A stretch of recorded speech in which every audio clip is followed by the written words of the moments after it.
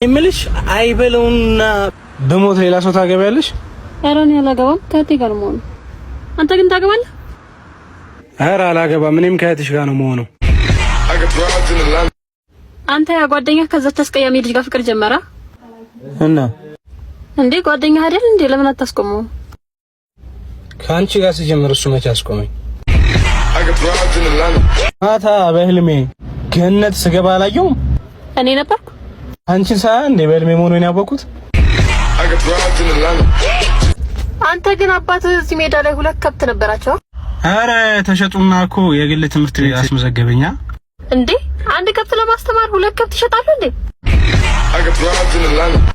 ኢሳም ግን ከተጋባን በኋላ በጣም ጸጉር እየሸሸን። በዚህ አይነትማ መመለጤ ነው።